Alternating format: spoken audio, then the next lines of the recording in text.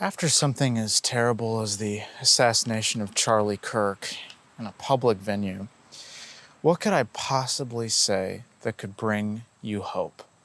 And the first thing I think of is, of course, my job. So I'm a full-time volunteer. My job is to bring around the Fatima statue and to inform people about the message of Fatima, but not only that, to do work on university campuses, to do public square rosaries. Why do we do that? Because St. Louis de Montfort says public prayer is far more powerful than private prayer to appease the anger of God and call down graces on a nation. One interesting thing about Charlie was that he was saying the answer to the toxic feminism today is Mary, is Our Lady. We need to extol Mary. And he was really on point with that statement because as part of my job, I have to know the message of Our Lady of Fatima back to front. And she said, several nations will be annihilated, but God will bring about peace by establishing devotion to her Immaculate Heart. What does that mean? That means that we can actively bring about peace by establishing devotion to her Immaculate Heart. So when we're in a time when people are trying to have a civil debate and they get shot at, we need to promote devotion to Our Lady. We need public square rosaries. I saw right after Charlie got assassinated, there was a public square rosary in his native town of Scottsdale by Catholics praying for his soul, which is incredible. That's exactly the perfect solution to this problem. Now, even if you're not familiar with the message of Fatima and maybe you don't believe in it, there was a miracle that she worked through the intercession of her son for 70,000 people on October 13th, 1917. They saw the sun whirl around in the sky. And even if you don't believe in that miracle, the three little shepherd children who were relaying all these messages like Russia will spread her errors with the communist revolution going on at that time, they had no idea what Russia even was. They thought it was a woman's name.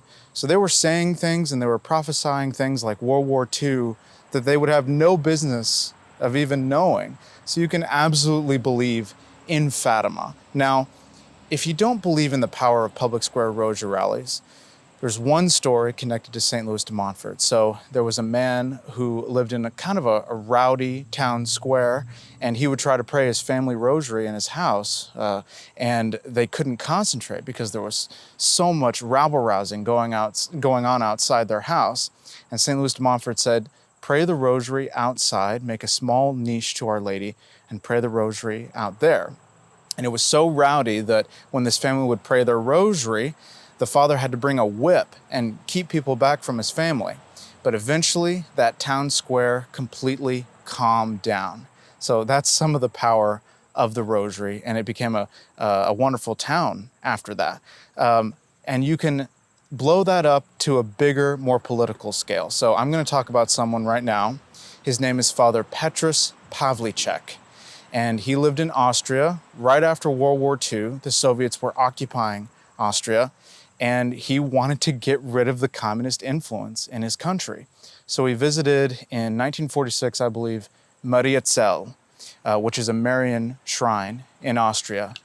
And Our Lady spoke to him, and she said, do as I say, and there will be peace. And what she wanted him to do was to spread devotion to her Immaculate Heart through, not only doing ceremonies in churches, but doing public rosary processions. And it didn't have a big following in the beginning, but as Father Petrus Pavlicek, he kept on pushing this whole idea. More and more people started joining these rosary rallies. And he would say, peace is a gift from God, not the work of politicians. So if you're not necessarily a politician, if you're the little man and you're trying to think of something to do right now, try and take part in a public square rosary. It calls down graces upon our country. So anyway, after 8 years of public prayer in 1955, the Soviets just up and left. They didn't do that with any other country. Another thing Father Petrus said was he would only see women in the churches, and he would say, where are your husbands and sons and everything? Where is everyone? So men, you need to pray too. You need to emphasize devotion to Our Lady. It's the manliest thing you can do. It's one of the greatest solutions that we have right now. If you don't believe in that particular instance in history, I'm going to give you another case. So Spain, around the year 711, you had all the Muslims converging on Spain, taking it over until there was this tiny region left, the Cantabrian Range in Asturias, and the faithful man that held up there, his name was Don Pelayo, with just 80 men. And they had a statue of Our Lady there, and they had great devotion to Our Lady.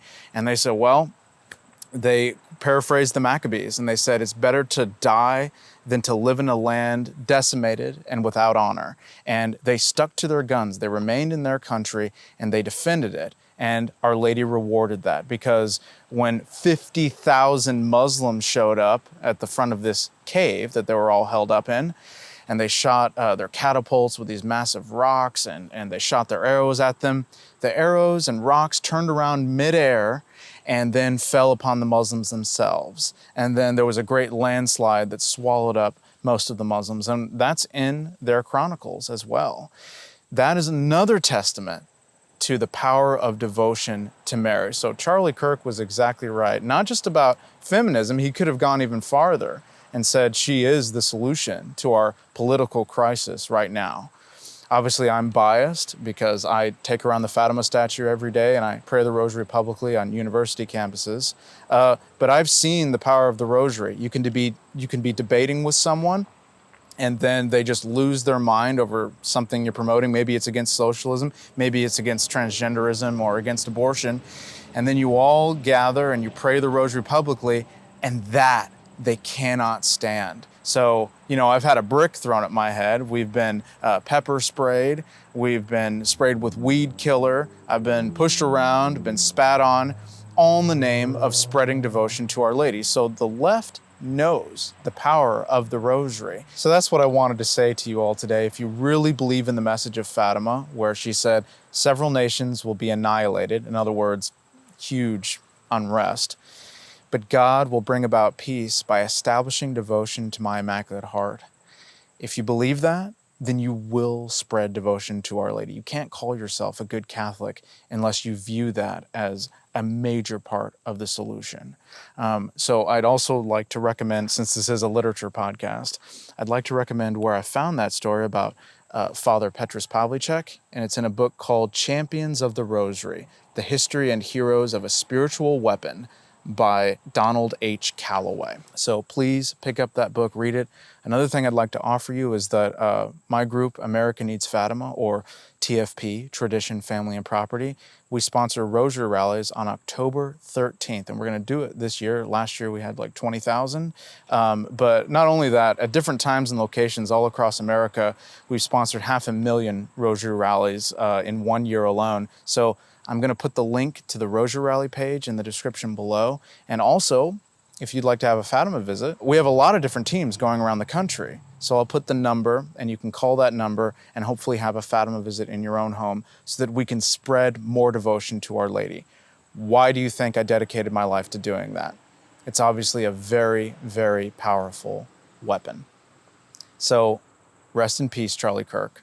I knew you when you were really young. We met at CPAC. He didn't have a big following back then. We were both the same age. We were both starting out, and we both did campus work. And I admired his passion for truth. So eternal rest granted to him, O Lord, and let perpetual light shine upon him.